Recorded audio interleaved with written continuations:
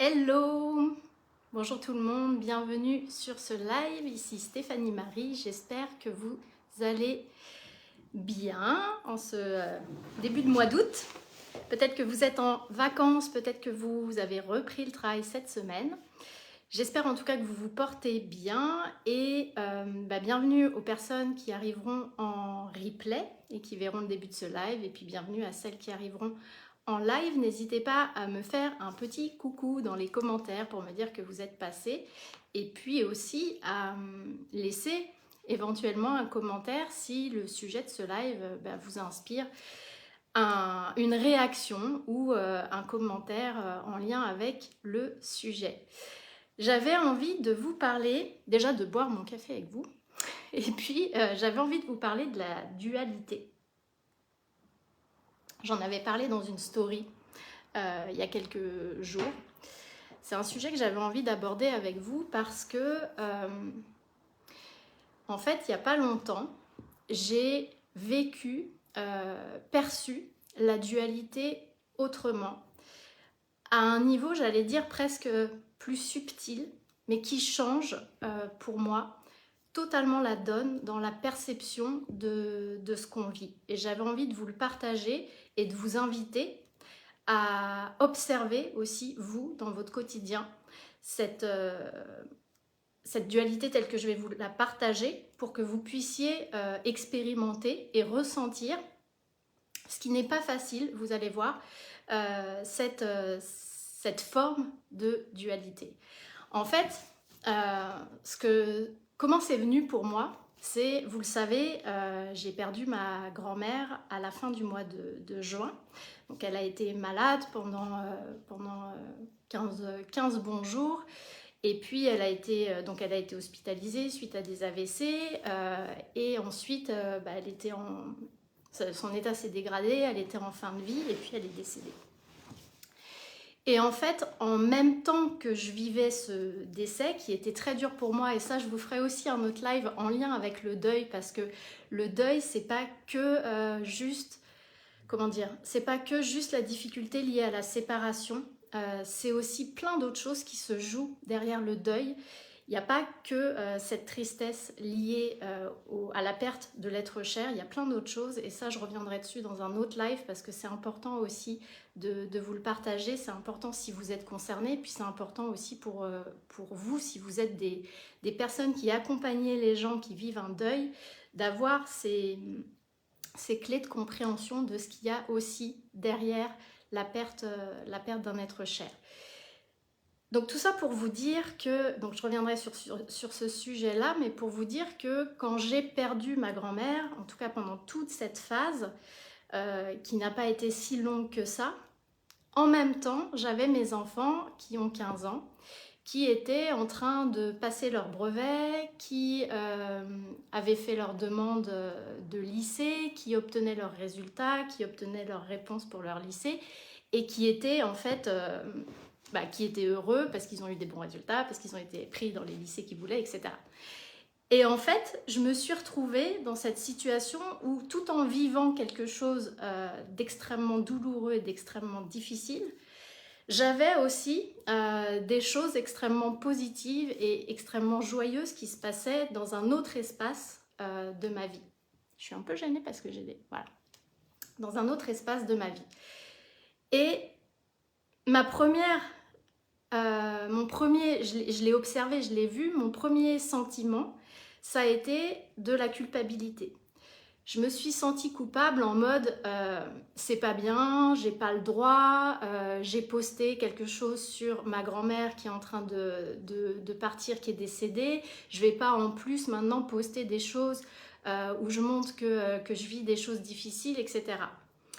J'étais dans cette dualité de vivre des choses complètement opposées au même moment et de me sentir coupable finalement de pouvoir partager ou vivre pleinement les deux choses en même temps.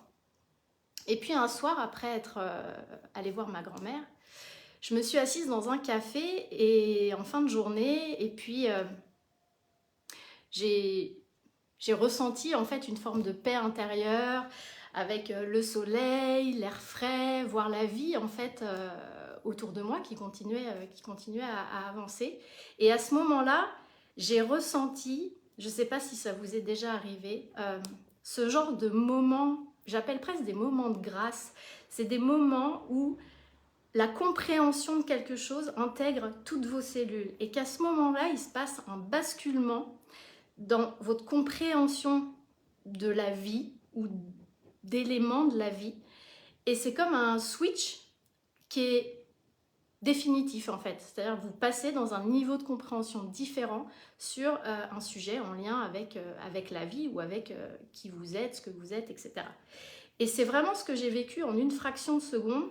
Et ce que j'ai ressenti en fait, c'est, ça peut vous paraître peut-être que ça va vous paraître évident, mais je vous assure que ça ne l'est pas en réalité si vous allez l'observer. Ce que j'ai ressenti, c'est qu'en fait, je vivais une nouvelle forme de dualité. Une dualité qui était pleine, une dualité qui était entière, complète. Pas un équilibre, pas un équilibre entre deux énergies opposées, mais vraiment la simultanéité de deux énergies qui étaient pleinement là. Et ça, c'est très différent. Et c'est hyper puissant et c'est hyper difficile de le vivre vraiment, d'être pleinement dans l'accueil et dans la vivance de deux énergies opposées et de les laisser être totalement là. Encore une fois, pas de se partager quelque chose, pas d'alterner, non, d'être là en même temps. Hello Ali, j'espère que tu vas bien. Bienvenue sur ce live. Et du coup, en fait, après, j'ai observé pendant plusieurs semaines. Parce que ce que j'ai ressenti, c'est vraiment comme, vous savez, ces moments d'électrochoc où je comprends un truc de fou. Qui, encore une fois, est hyper subtil. Et j'ai observé, du coup, pendant plusieurs semaines derrière, à travers tout ce que je vivais. Et je me suis rendu compte qu'il y avait une grande différence entre la dualité perçue et la dualité réelle. La dualité perçue, souvent, enfin pas souvent, il y a deux formes de dualité perçue. En fait, on voit l'alternance des énergies qui sont en opposition. Je vis des moments heureux, je vis des moments malheureux, l'amour, le désamour, le mouvement, l'arrêt, le non-mouvement. On voit que ça fait comme des cycles ou des montagnes russes. Et puis une autre façon de voir la dualité, c'est de voir comme si ces énergies se partageaient un tout limité, un espace limité, comme si elles étaient dans une boule, j'allais dire, et qu'elles étaient là toutes les deux et qu'elles se partageaient l'espace de quelque chose de limité. Et en réalité, les énergies, elles se côtoient tout le temps, mais surtout, en fait, elles n'alternent pas en réalité. Ça, c'est la perception qu'on en a. Elles n'alternent pas et elles ne se partagent pas d'espace. Elles sont totalement là et elles sont pleinement là. En fait, c'est notre cerveau qui nous amène à ne regarder qu'une partie des choses. Parce qu'on a un fonctionnement totalement binaire. On a été éduqué comme ça, puis je pense que le cerveau est comme ça, puisque déjà au niveau de la douleur, par exemple, on sait qu'on ne peut pas percevoir la douleur à plein d'endroits simultanément. Quand quelqu'un a très très mal au dos, d'un coup, la douleur qu'il avait à la tête, il ne va plus la ressentir, parce que le système nerveux n'est pas capable de gérer deux douleurs en même temps et de les ressentir en même temps. Et je pense que c'est aussi pareil pour cette perception qu'on peut avoir de la dualité. Donc on regarde finalement qu'une partie des choses, parce qu'on a ce fonctionnement binaire, et puis aussi parce que on a notre attention qui va aller se placer sur tout ce qui soutient nos croyances, nos injonctions, nos scénarios inconscients de vie. Par exemple, si je me suis mis dans la tête que quand je suis heureux, il y a toujours un malheur qui arrive, effectivement, je vais vivre plutôt les choses comme ça. Si je me suis mis dans la tête que quand je suis en vacances, je ne travaille pas, et bien du coup, je vais regarder quand je suis au repos et quand je suis en train de travailler. Salut Béa, j'espère que tu vas bien. Bienvenue sur ce live. Et puis il y a aussi ce que je vous disais au tout début du live, c'est cette notion de culpabilité. Je ne peux pas ressentir deux choses à la fois. Je ne peux pas à la fois être pleinement dans le deuil et l'accompagnement de fin de vie de ma grand-mère, en parler, dire à quel point je suis triste et en même temps vivre pleinement les joies liées au fait que mes enfants obtiennent leur brevet, qu'ils obtiennent les lycées dans lesquels ils veulent aller, et pareil, le partager en partageant ma joie pleine et entière. Parce que beaucoup de gens ne comprendraient pas en fait, et même jugeraient. Et pourtant, si on se met à l'écoute de la vie en soi, et qu'on se met à l'écoute de la vie, on voit que cette dualité n'est pas celle qu'on ressent. Je peux vivre une grande tristesse et être en même temps, et c'est vraiment là le truc subtil, c'est vraiment cette simultanéité qu'on ne perçoit généralement pas, et je vous disais le lien avec la douleur, je vous assure que c'est difficile de le ressentir simultanément. Ça demande un centrage profond, de vivre simultanément une grande tristesse et une pleine joie, dans des espaces qui sont différents, mais au même moment. Je peux être au repos et en même temps être en mouvement. Je peux très bien être assise, ne rien faire et en même temps faire plein de choses. Il peut se passer plein de choses dans ma tête. Et à l'inverse, je peux être en mouvement, en train de bouger, de faire de me mettre en activité physique et en même temps ne rien faire. J'allais dire presque brasser du vent, mais vous voyez ce que je veux dire, il y a des gens qui s'activent, qui ont l'impression de faire plein de choses, mais en même temps, simultanément, ils ne font rien. Je peux être en vacances et être dans un tel espace d'accueil que je vais être hyper créative et que finalement, c'est là que je vais créer des évolutions professionnelles. Je peux être triste pleinement pour mon ami qui a fait une fausse couche et en même temps être tellement en joie de moi-même être enceinte. Et en fait, encore une fois, on a tendance à voir cette dualité, ces moments, ces émotions ou ces énergies comme si elles se succédaient dans le temps, elles alternaient, ou comme si elles se partageaient un espace restreint et limité, alors qu'en réalité, il n'y a pas de limitation et elles sont pleinement là en même temps. Et quand on accueille en fait cette dualité réelle, on lâche beaucoup d'espace de culpabilité.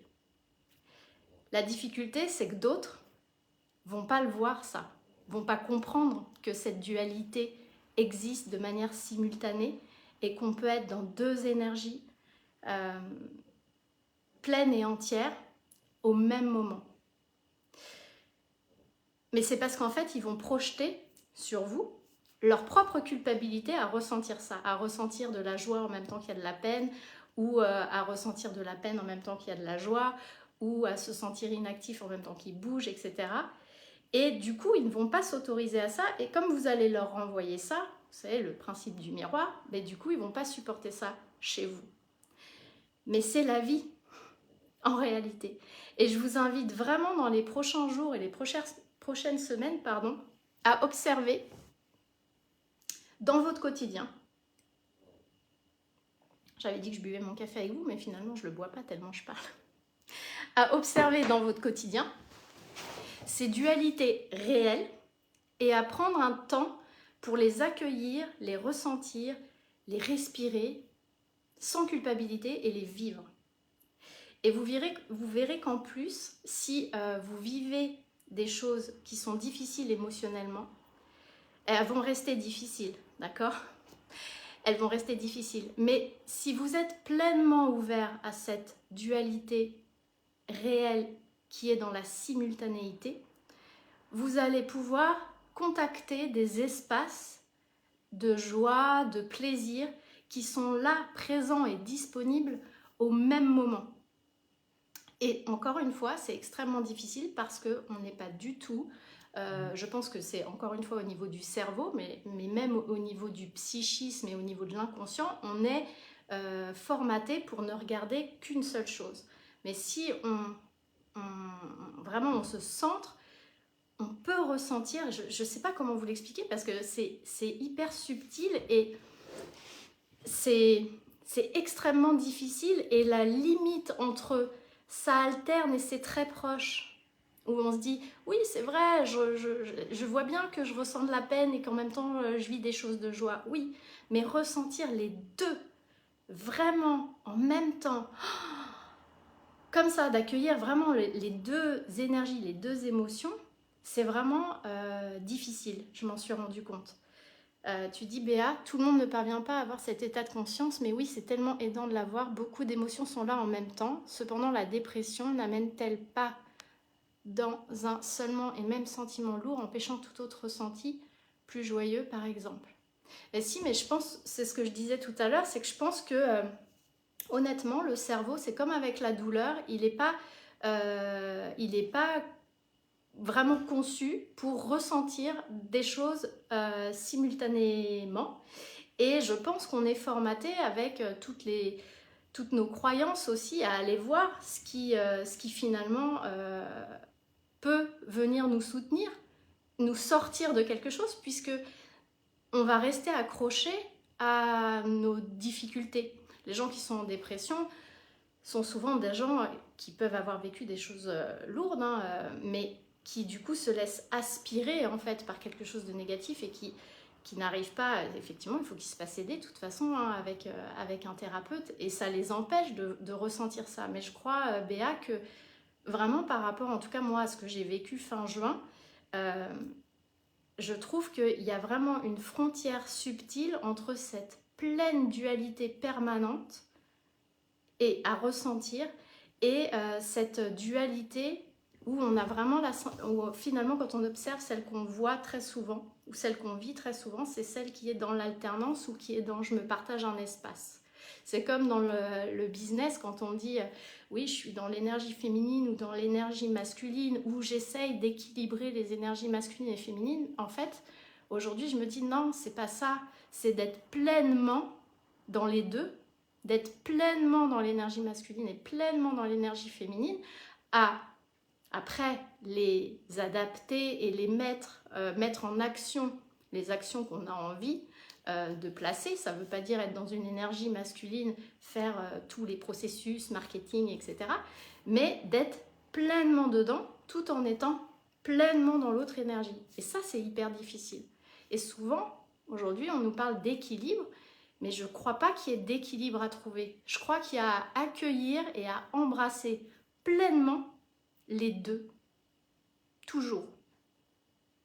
Et c'est extrêmement difficile de tenir cette connexion aux deux simultanément. Exactement, franchement, je pense que le lien, la comparaison avec la douleur, c'est exactement ça. De la même manière que c'est extrêmement difficile, voire peut-être impossible, de ressentir des douleurs à deux endroits du corps en même temps. Ça demanderait une concentration très très forte. Et je trouve que cette dualité simultanée, ça demande une attention et une conscience et une intentionnalité extrêmement, extrêmement forte. Mais ça permet du coup, ce que je disais, de vivre des choses qui sont difficiles pleinement, tout en ayant des espaces de ressources qui sont aussi totalement là au même moment et qu'on peut connecter. C'est même pas d'aller les chercher, c'est ils sont là. Et il faut s'autoriser à aller y connecter. Lâcher la culpabilité. On a le droit d'être très triste et en même temps d'être très heureux. On a le droit de ne rien faire et en même temps de connecter au fait qu'en ne faisant rien, on fait quelque chose. On crée des choses. Il se passe des choses. Et surtout, quand on arrive à accueillir ça et à ressentir ça, finalement, ça permet de se réaligner. Ça permet de réaligner ses émotions, ses pensées et ses actions. Et ce réalignement, qu'est-ce qu'il fait? Il fait que déjà vous êtes bien, vous êtes mieux. Et aussi, vous êtes dans une fréquence vibratoire qui est beaucoup plus élevée et qui vous permet de manifester davantage ce que vous souhaitez manifester dans votre vie. Oui, la culpabilité, elle est terriblement freinante. Alors Christelle, tu dis bonjour, j'ai depuis le départ l'expression qui s'affiche plus, Jean qui rit, Jean qui pleure, elle a toute sa place dans la vie. C'est ça, Jean qui rit, Jean qui pleure, mais en même temps.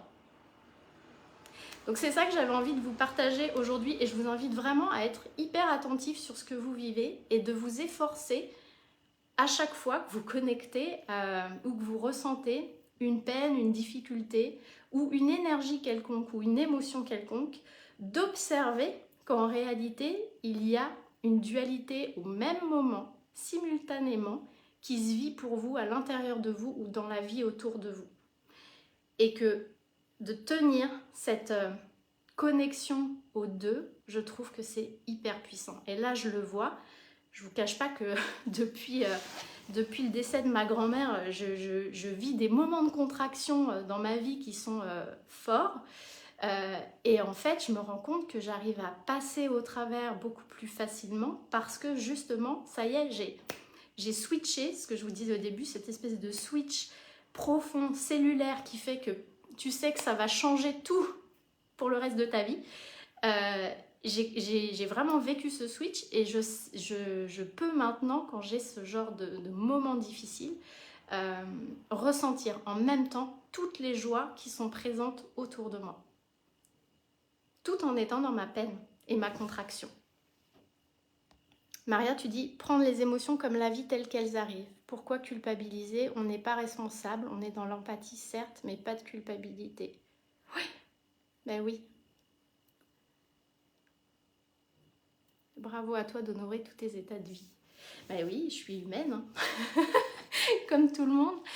Voilà ce que j'avais envie de vous partager. En tout cas, si vous regardez ce live en replay, n'hésitez pas à commenter et à me dire ce que ça vous inspire et si c'est des choses que vous avez vécues. Mais vraiment, j'insiste sur le fait que c'est extrêmement puissant, cette connexion, et que vous pouvez écouter ce live et avoir l'impression que ce que je dis, c'est bateau ou que c'est facile. Mais je vous assure que si vous allez vraiment dans cette observation, comme le disait Béa, que vous allez vraiment essayer de connecter au niveau subtil à ce que je viens de vous exprimer, de vous partager, vous verrez que c'est pas du tout facile et vous verrez que c'est pas du tout le cas et que ça demande énormément de connexion à soi et à la vie pour arriver à tenir simultanément deux énergies opposées ou deux émotions opposées ou deux sentiments opposés.